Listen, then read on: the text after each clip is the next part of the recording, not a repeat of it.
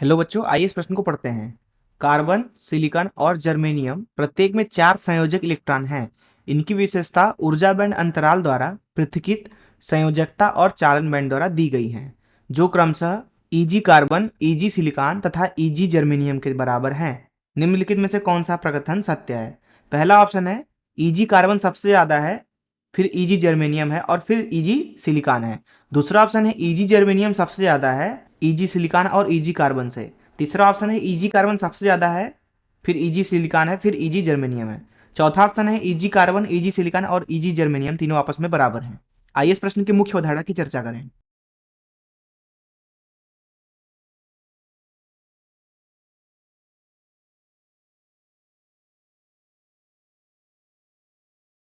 बात करें अगर हम पदार्थों की, तो चालकता के आधार पर पदार्थ जो होते हैं वो 3 प्रकार के होते हैं: चालक, अचालक तथा अर्धचालक।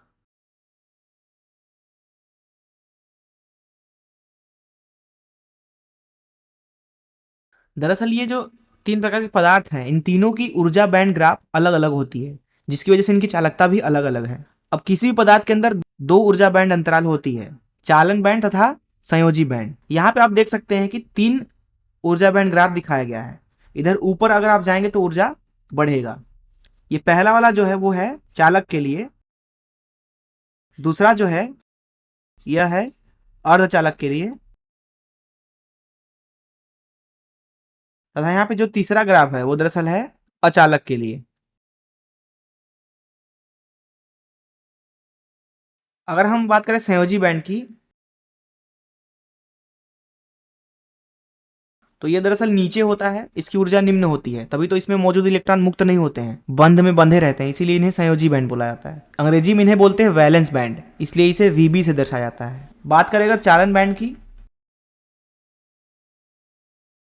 तो चालन बैंड में मौजूद इलेक्ट्रॉन दरअसल चालकता का कारण होते हैं। इनको अंग्रेजी में बोला जाता है कंडक्शन बैंड, जिसे हम यहाँ पे सीबी से दर्शा दे रहे हैं।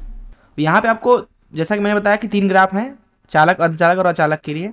बात करें अगर चालक के लिए ग्राफ की, तो यहाँ पे आप ध्यान से देखें तो चालन बैंड तथा संयोजी बैंड दोनों एक दूसरे के ऊपर अध्यारोपित हैं, अर्थात यहाँ पे जो Eg का मान है वो दरअसल 0 के बराबर है।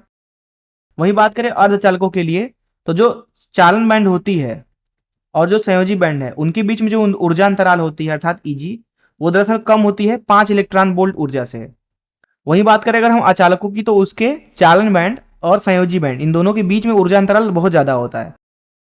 दरअसल यहाँ पे जो ऊर्जा Eg होती है वो दरअसल 5 इलेक्ट्रॉन वोल्ट से ज्यादा होती है, जिसकी वजह से जो यहाँ इलेक्ट्रॉन है वो मुक्त नहीं होते हैं। संयोजी बैंड का इलेक्ट्रॉन संयोजी बैंड में ही रह जाता है, इसको उतनी ऊर्जा नहीं मिल पाती कि ये चालन बैंड में चला जाए और अचालक के अंदर से इलेक्ट्रॉन बह पाए। तो इस मुख्य अवधारणा का इस्तेमाल करके आइए इस प्रश्न को हल करें। यहाँ इस प्रश्न में हमें कार्बन, सिलिकॉन और जर्मेनियम के लिए बोला जा रहा है कि जो ऊर्जा बैंड अंतराल है वो कुछ इस तरीके से है। कार्बन के लिए EgC है, सिलिकॉन के लिए EgSi है तथा जर्मेनियम के लिए Eg जर्मेनियम है, और इनको क्रम हमें लिखना है। तो दरअसल जो ये कार्बन होता है वो दरअसल होता है अचालक। वहीं अगर बात करें सिलिकॉन जर्मेनियम की, तो ये होते हैं अर्धचालक। तो एक चीज तो तय है कि जो EgC होगा वो दरअसल ज्यादा होगा Eg सिलिकॉन और Eg जर्मेनियम से, अर्थात ज्यादा होगा Eg सिलिकॉन से और Eg जर्मेनियम से। पर अब हमें दरअसल निकालना है कि Eg जर्मेनियम ज्यादा है कि Eg सिलिकॉन।